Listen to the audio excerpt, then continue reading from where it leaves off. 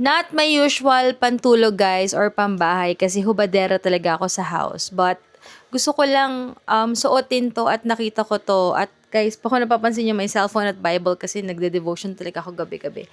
But anyway, not my usual pantulog nga to. But gusto ko lang i-remind guys na kaya talagang dayain yung pwede na ipakita sa social media. Pwedeng puro magaganda lang, parang ang perfect lang, fresh ka palagi dahil may filters and all. Pero sa live ko, guys, alam niyo yan, kilala niyo ako, hindi talaga ako nag-filter. I mean, kung ano kita yung damit, yun talaga. At kung ano ako, yun din ako sa live. Okay? So, gusto ko lang, guys, i-remind sa inyo na marami kasi ako nakakuhang feedback na sa live ko na lagi kang fresh, hindi ka nakahagard ka ba and all. Yes, guys. Normal, pag nasa bahay ako, ganito. Bare face and all. And masasabi ko na tao lang din tayo. Hindi porket nag-share tayo sa social media is kailangan mag-set tayo na perfect yung life, perfect yung face mo, perfect yung aura nyo. Wala tayong kailangan i-prove sa kahit sino. Choice ko lang din talaga to. Choice ko lang na everyday, kahit nga nagkasakit yung husband ko, nasa hospital kami, may bisita kami or wala, nakapilik mata ko, nag-aayos ako, pulang-pulang labi ko. Yun lang talaga, normal lang talaga sa akin. Kasi sa house ako, nakaganyan ako, nakaayos talaga ako. Like, nakalip tint, ganyan. Pero with moisturizer yan. So, gusto ko lang ipaalam na just be you. Wala tayong kailangan patunayan sa ibang tao. I-judge nila tayo. Or what. Makita man nila tayo, kung ano man tayo, let them. Let them judge us. Yun lang naman. Wala tayong kailangan ipatunayan. Importante yung intention natin. Malinis yung intention natin. Naalagaan natin yung anak natin, yung pamilya natin. Okay siya. And it's okay to start all over again. Lalo na kapag nanganak ka. Lalo na kapag na broken-hearted ka. Lalo na kapag may pinagdadaanan ka, that's fine. It's okay to start all over again kahit mag-back to zero ka pa. It's okay. As long na lalabanan mo siya. As long na babalik ka with God, yun lang naman yun. Kasi minsan yung mga problema, yan yung calling. O yan yung way ni Lord na gisingin tayo, nagbigyan tayo ng chance pa na magbago.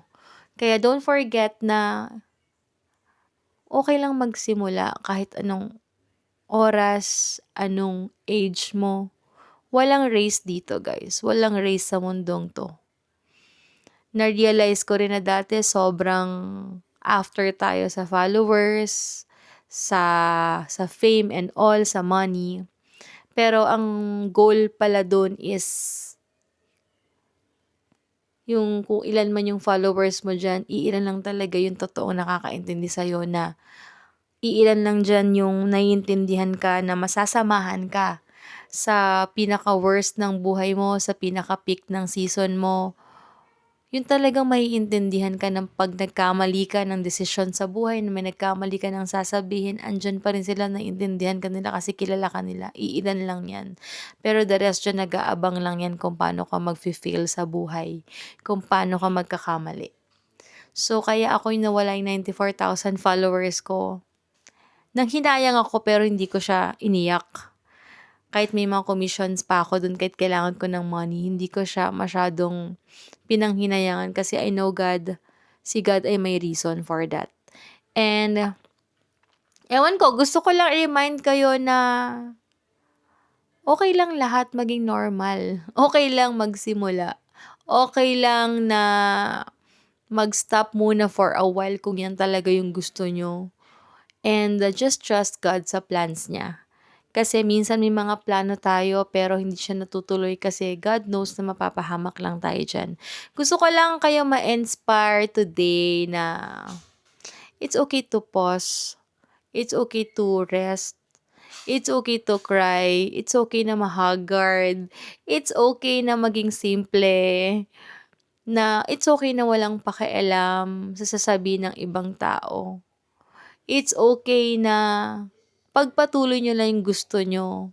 It's okay na magsimula ng or mag-unlock ng gusto mo talagang gawin or mag-try ng something new para ma-improve yung sarili natin.